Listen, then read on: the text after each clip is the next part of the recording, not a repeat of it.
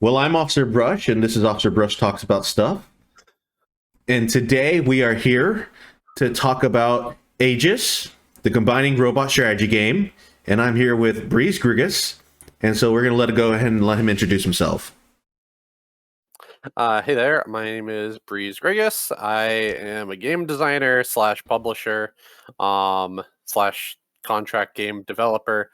I make board games for a living, and the major mark on my permanent record for that is Aegis Combining Robots, which launched in like 2019, and we sold all of it, and now we're going we're going back to Kickstarter and doing a reprint and all that.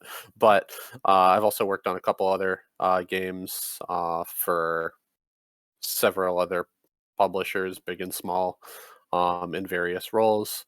And we started my personal company, Zephyr Workshop, in 2013. It's going to be 10 years soon. And we did that. We kind of quasi founded that out of college. It didn't really become, an LLC until like 2018 or something. But we've had the website and the Twitter account since 2013, and just me and a bunch of college friends who started it out.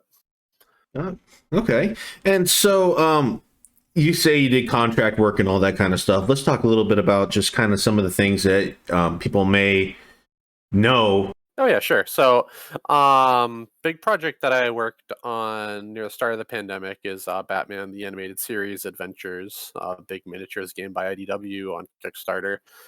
We were hired after the Kickstarter. When I say we, it's myself and a company I often work with, Brieger Creative.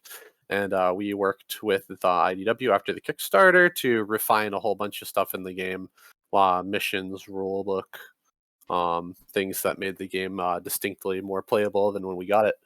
And we do similar work for a couple other things. I was working on an unnamed AAA game IP for a couple months after that, but that got nuked from orbit through no fault of our own. But sometimes projects just go that way. But that was based on another large IP that a lot of people had heard of, Okay. and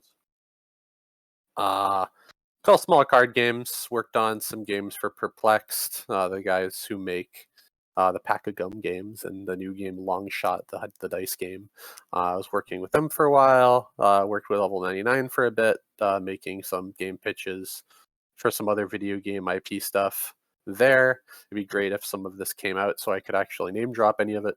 And then working on some, and then I worked on some games in the role player universe for Thunderworks, and those will come out eventually.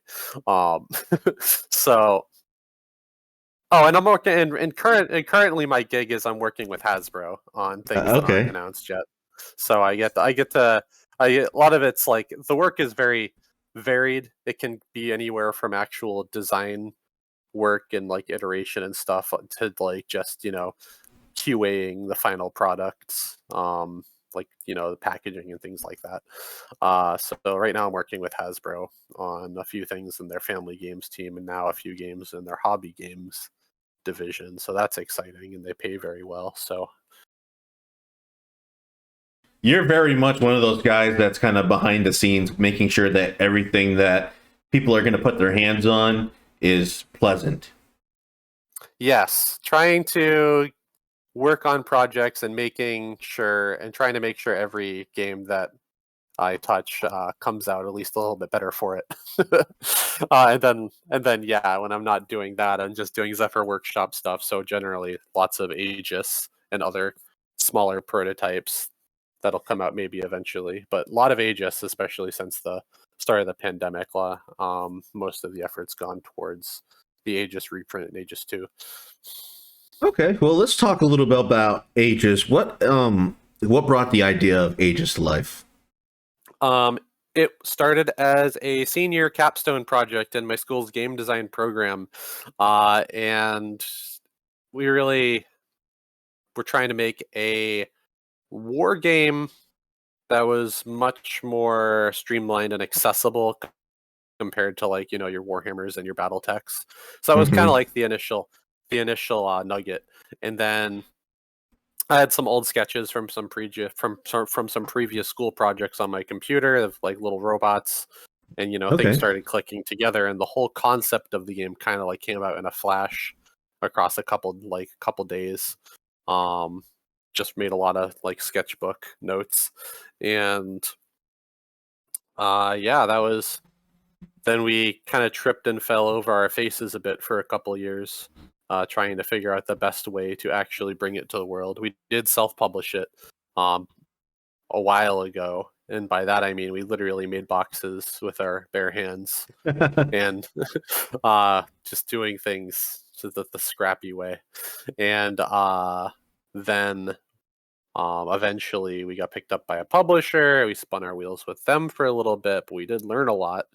And then eventually we did Kickstarter through them. It failed, and then we came back and we did it ourselves, and that was in 2017.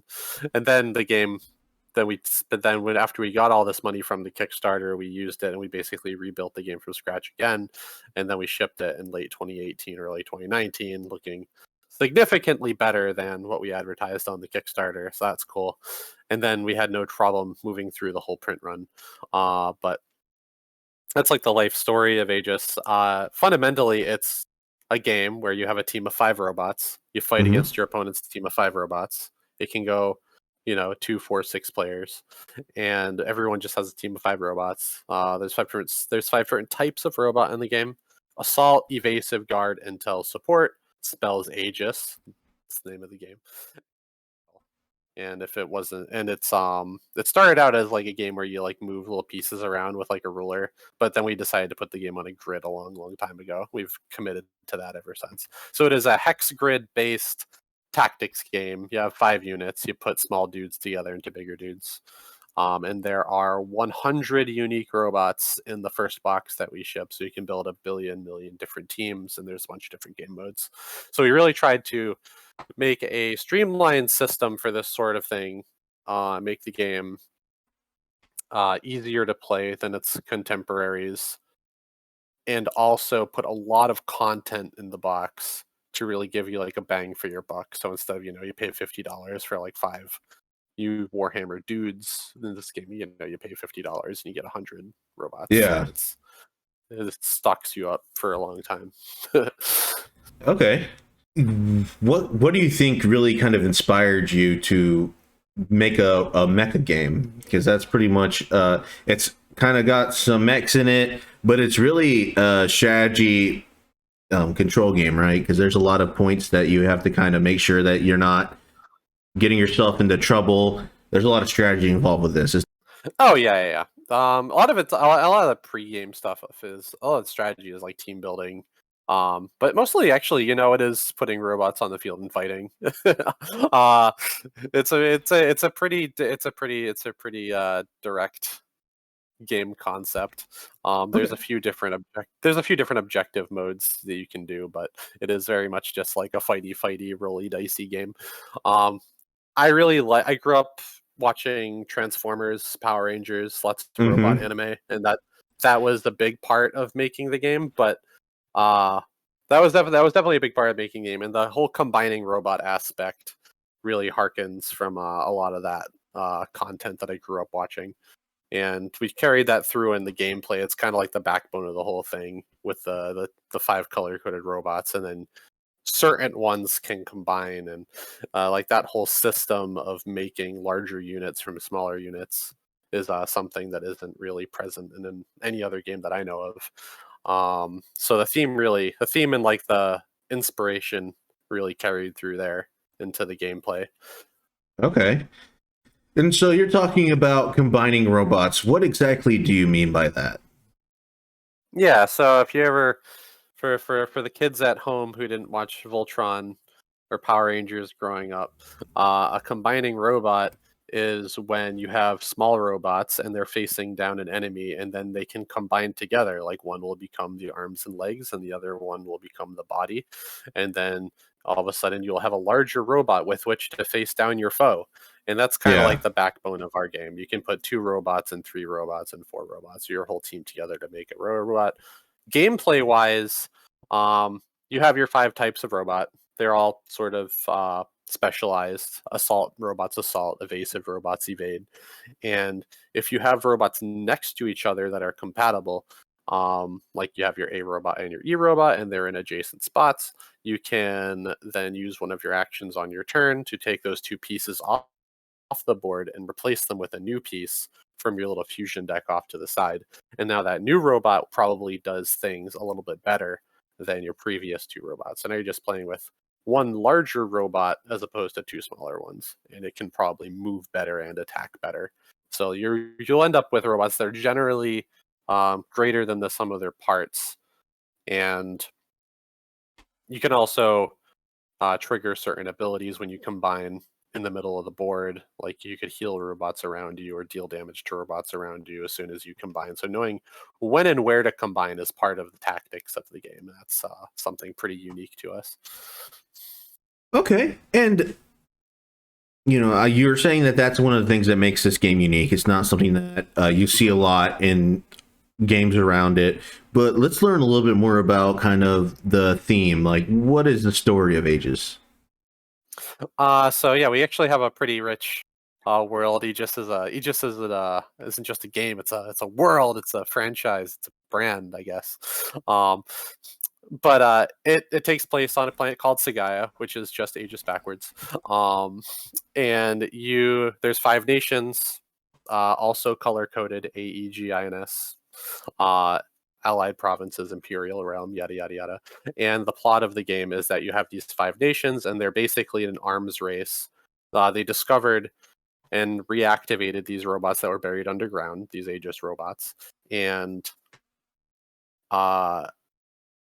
they're trying to be they're kind of been locked in a 5-way like struggle, like a stalemate for a while.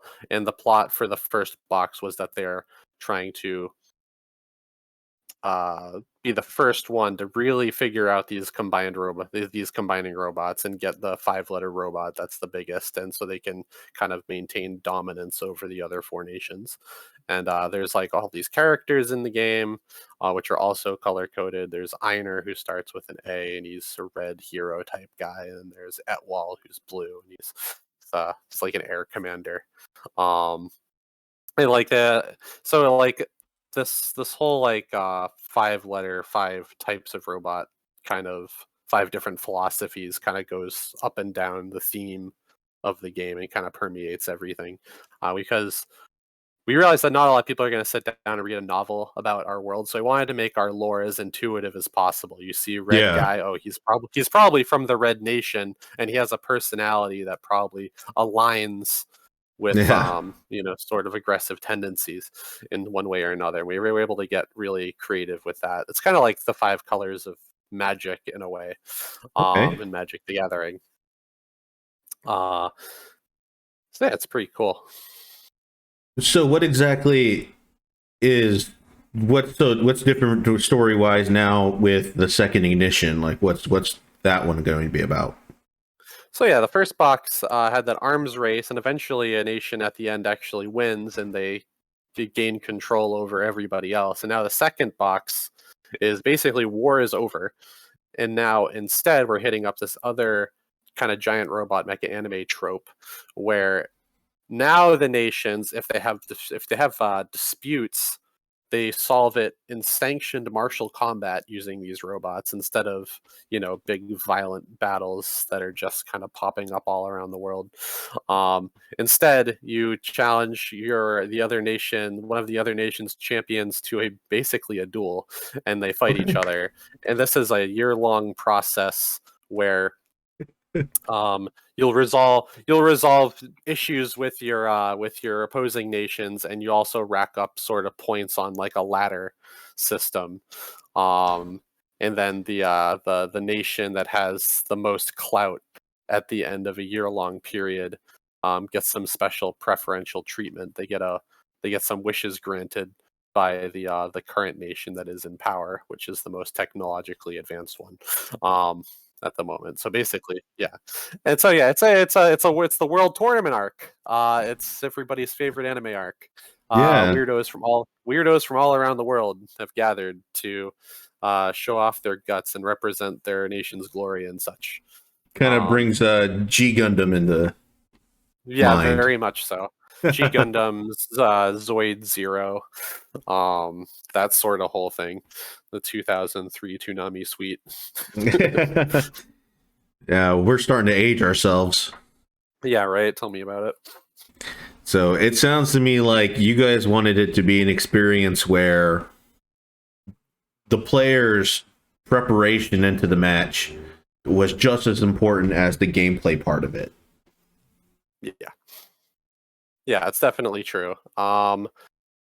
We give you pre-built teams out of the box that are aligned to these different characters, so you can play the game really easily when you first open it up, and they're kind of like just in a solid little tutorial decks. Then you can start theory crafting and modifying those and building your own teams. But even if you don't want to do that, we also have draft mode.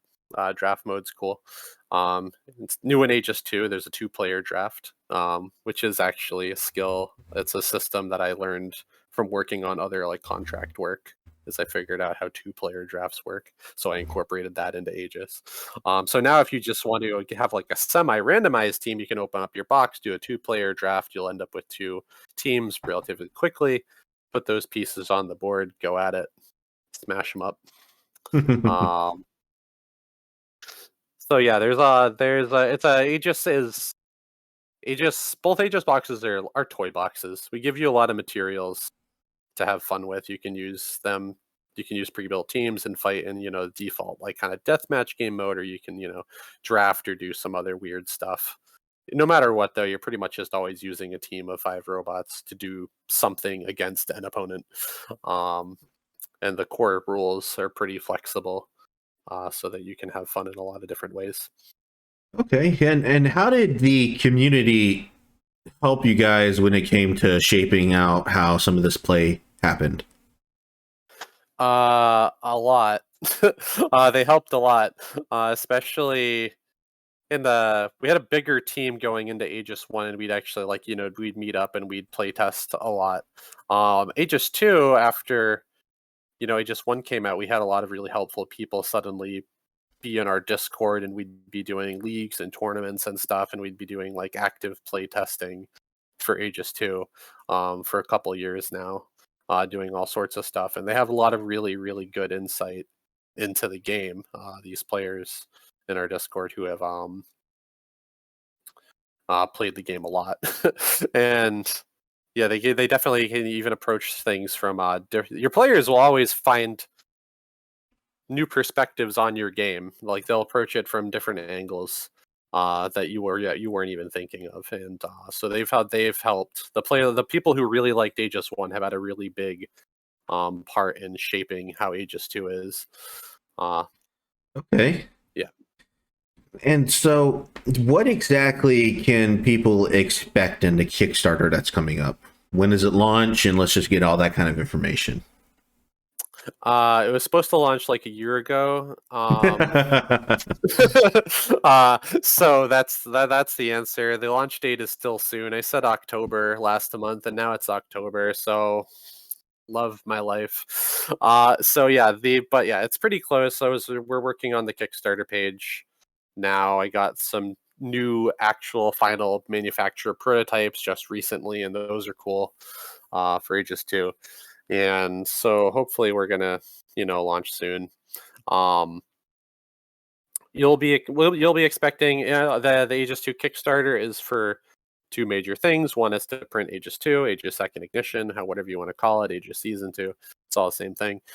And to reprint the first box because it is now an eBay game that nobody can find. So we're going to be reprinting the first box with some quality of life things and sprucing it up a little bit because we've learned a lot in the last couple of years since we shipped it. So we'll do some tweaks here and there, and probably looking at pretty similar buy-in. You'll probably about $50 for Aegis 2. Comes with dozens upon dozens of new robots. Everything is new. The art's a lot better. We have a team of amazing artists on Aegis 2. It's just generally more refined and gooder.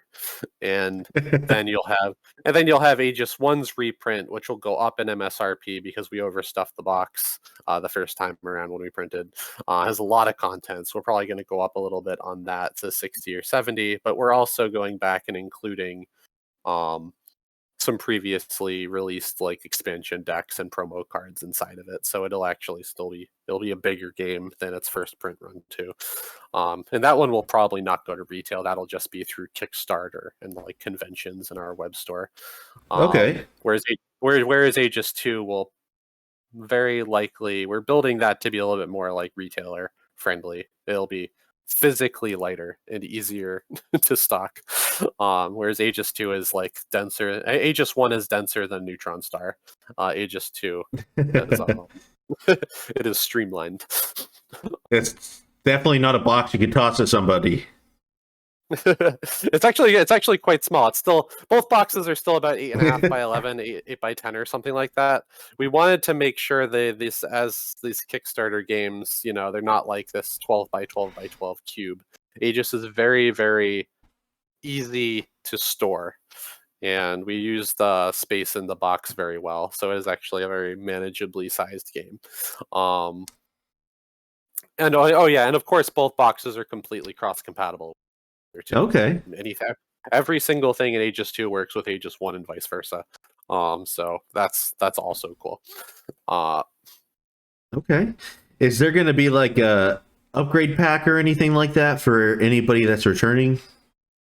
Oh yeah. Anything that we're trying to really be kind of judicious with what we're changing with the Aegis 1 reprint, because for exactly that reason, I want to, anything that we majorly mechanically change, there'll be an upgrade pack. It'll probably mostly just be some robots that are getting nerfed or buffed or whatever.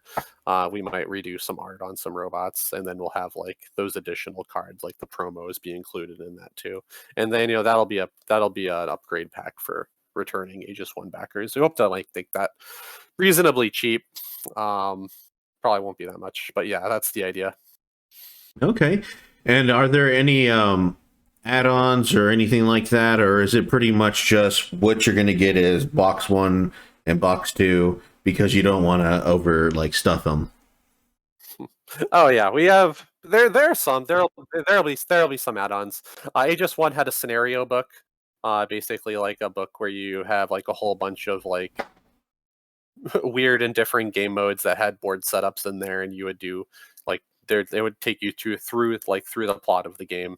But it was just like a cool kind of thing to show that you can do lots of weird setups with Aegis 1's content. And Aegis 2 will have a similar thing. Aegis 2 will have a scenario book that you can do as an add-on. And there's also a 6-player mat and some extra dice, and maybe we'll have like some t-shirts and whatever. But so I think we're trying to keep it down to like 3 major pledge tiers too. There's just gonna be like get the Aegis 2 box. There's gonna be like an Aegis 2 deluxe tier that gets you a scenario book. That'll probably be like $80, kind of like the first Kickstarter. Comes with like a box and a book and some other doodads. And then like the screw you, give me everything related to Aegis Terror for people who don't have any of this. Yeah. That'll be about 150. Comes with both boxes, 6-player mat, both scenario books, which is probably like, I did this math out. It's like, I think it's about like a $200. It's like a $200 MSRP value. Okay. Yeah, so you'll be able to get like a decent chunk of money off there for the all-in pledge. Okay. Are you guys planning on doing the special tiers like you did last time, where you let somebody help design a robot? You know it, against my better will. So yeah, no, we actually have 6 robot slots in the new box that need filling, and we're gonna probably have backers make those. And the exact arrangement is not decided on yet. We're thinking about like 3 commanders and 3 design your own robots, as opposed to last time where we had, I think it was all commander tiers. 10 of the 18 characters in Aegis 1 are designed by Kickstarter backers. Oh wow! Which is, pretty.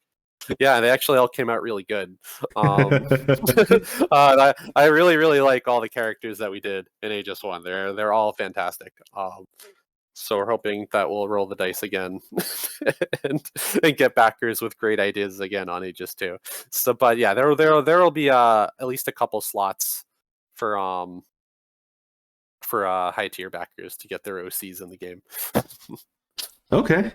And so you were kind of talking a little bit about the 6 players and things like that. Y'all's board is a little bit unique, isn't it? Oh yeah. Aegis 2 has like a myriad new gimmicks to it, aside from just all like the content and stuff being new with new mechanics and all that. We have a 3-sided board. And there's a couple of reasons for this. So it's cool. So it's a board that has a 2-player board, a 2-player board, and then a 4-player board if you unfold it. Okay. And we made basically these 2 smaller boards are made so you can get into combat faster. Aegis 1's board is just a very large rectangle, and usually you'd have like 1 or 2 turns of just like strategic positioning before you started punching each other. So we decided to make these 2 smaller boards so you can get into the action faster. We implemented some new terrain rules on them. There's like a river that you can't cross on one of them. So like you don't rush somebody too hard, but you'll be able to get into the action a lot faster on those. And then the other board, and then the other small board is used for some of our new alternate game modes, Starpoint Arena, and solo mode. Starpoint Arena is it's like more gamified. Your robots infinitely respawn, and you're trying to seize territory from your opponent, as opposed to just like standard Aegis deathmatch, blow up your opponent's robots. Starpoint Arena is like kind of like our love letter to everybody who had suggestions for the first box. It incorporates basically all the feedback, but as a single game mode. Okay. So that's been a lot of the development time on Aegis 2, is making that game mode work, and I think it's actually my new preferred way to play the game. And then we're also including, like I said, solo mode. It's going to be like a solo boss battle mode. Also, very popular request from the first box, because no one who owns Aegis can find anyone to play with. So Yeah. we implemented a cool solo mode where you can really it has a lot of this Aegis tendencies where you can customize your AI boss's deck a little bit of minion robots. And you can kind of really scale it to how difficult you want it to be.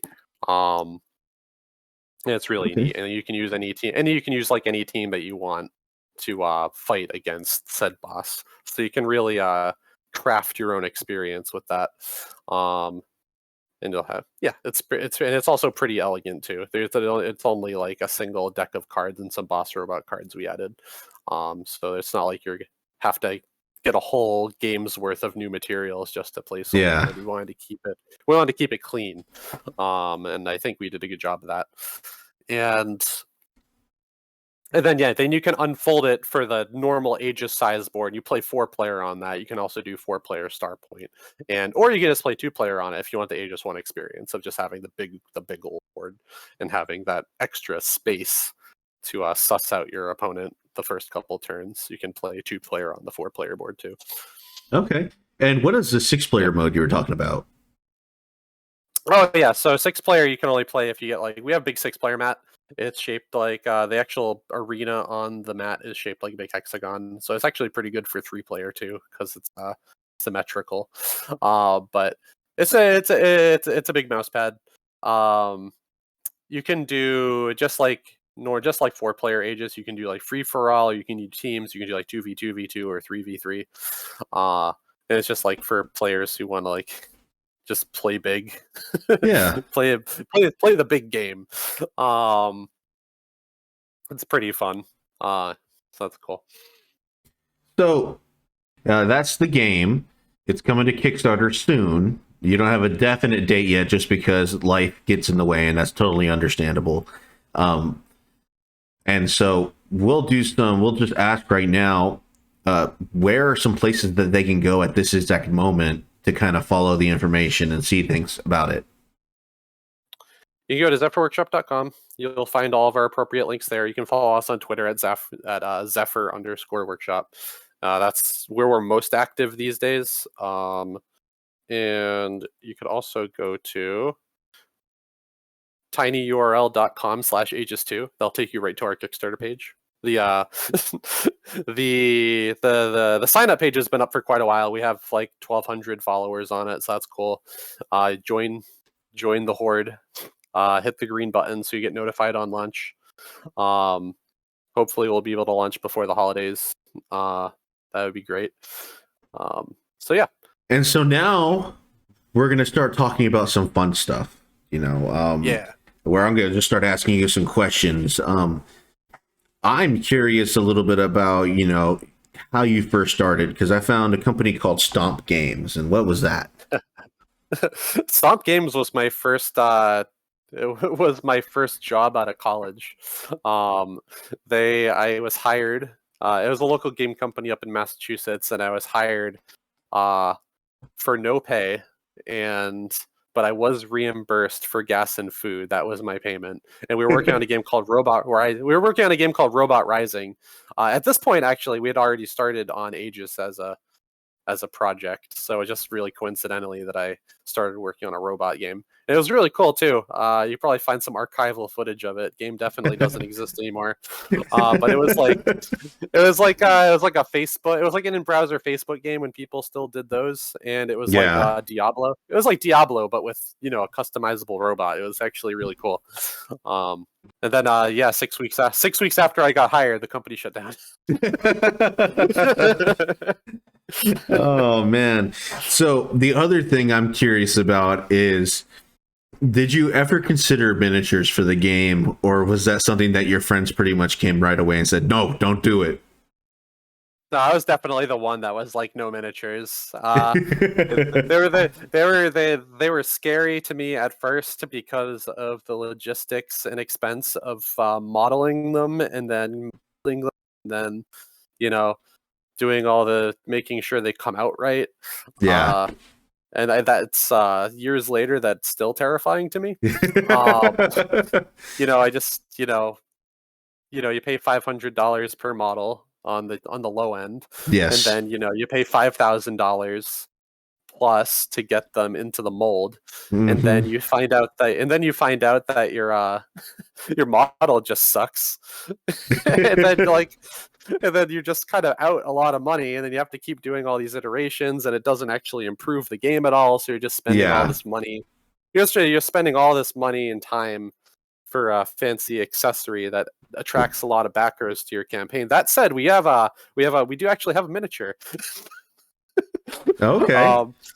So we do actually have a miniature that we might include with the game. If we get enough money, that'll be a higher stretch goal. But we do have a model, and we have it nice and 3D printed out. It's really cool. It's specifically for we want to have a large 80mm miniature for all of the solo bosses, aka all of the level 5 letter robots in the game's lore. Will be the solo bosses. There's like 7 or 8 of them, and we're looking at potentially including that. We have it done. We have the quotes on the costs and all that, but we won't do that unless the game's campaign makes a lot of money. Once we start hitting the $60,000 threshold, then we can start talking about miniatures. Because then we once I think like our low goal is like 16,000. That's all we need to like print a couple copies of the game. But then once you hit 60,000, then we start to get into the fun money. Okay. We can start really unlocking some dumb stuff. Miniatures.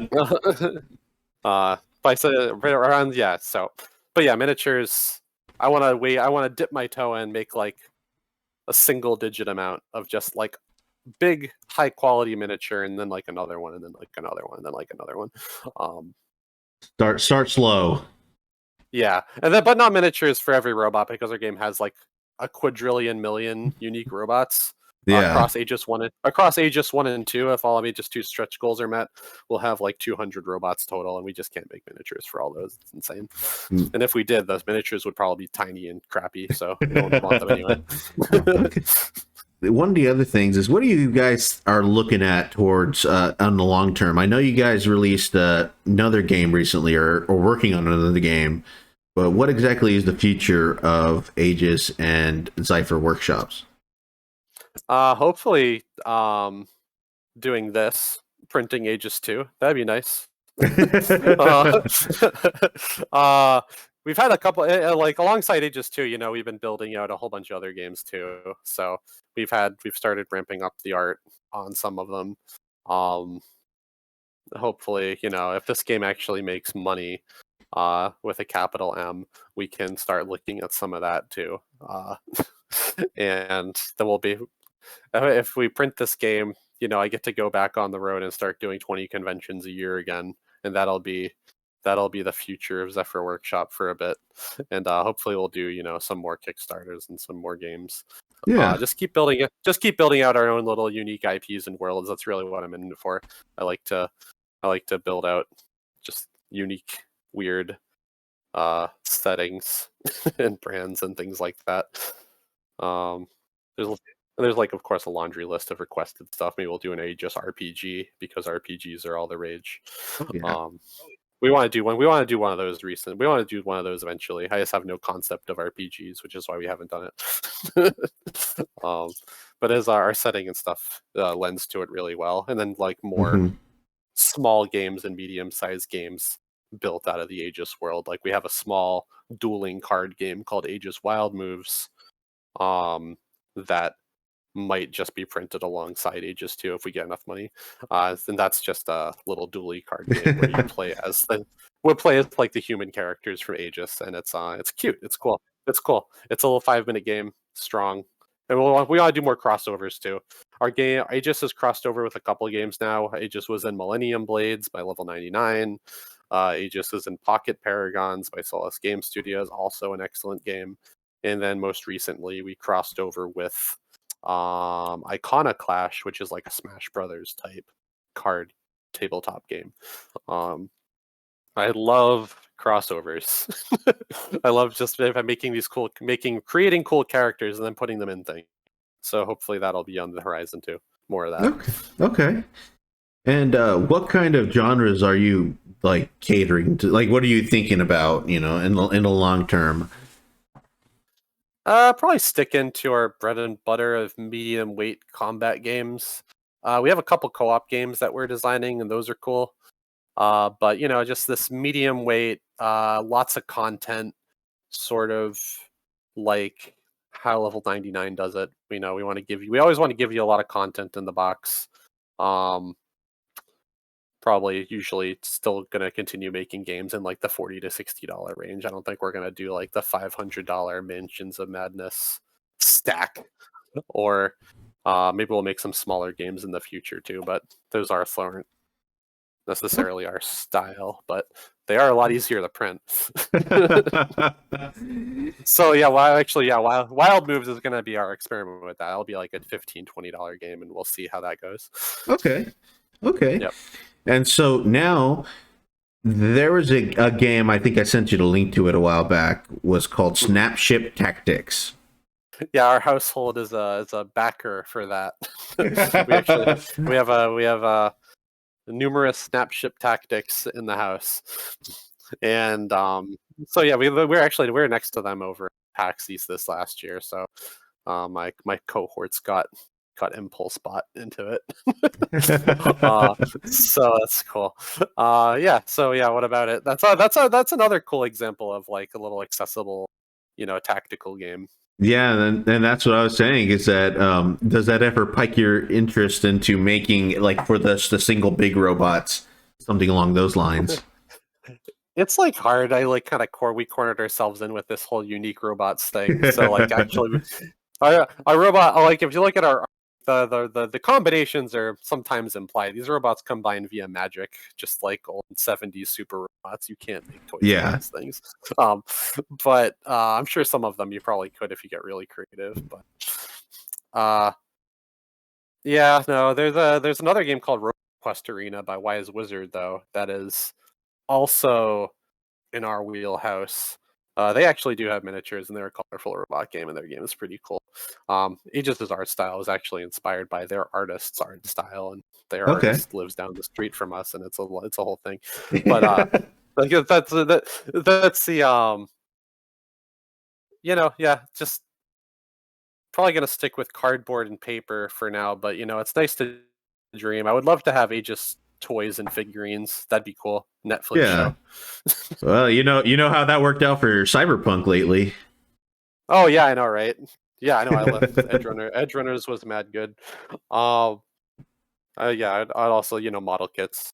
I know there are Yeah. companies that actually do model kits. Maybe one of these days, that'd be cool. But it's good to see that it's something that you're passionate about and that you want to Yep. bring all this cool stuff to all the people around the world.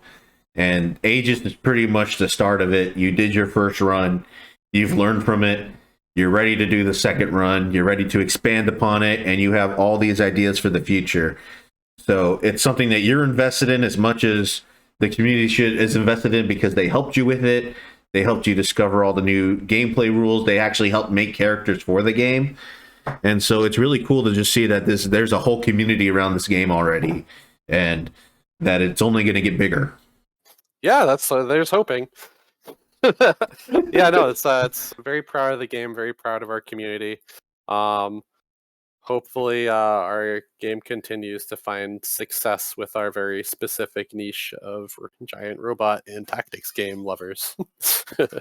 Well, thank you everybody for coming and listening to our talk about Aegis. It'll be on Kickstarter later this year. You'll see the links down below in the video. And if you've made it this far and you like this kind of content and you want to continue to see this kind of content, please just like and subscribe. Every little subscriber helps. I am really excited to reach my 100 subscribers so I can change the name on my channel, and I feel like that'll be an awesome goal. Thank you all, and have a great night.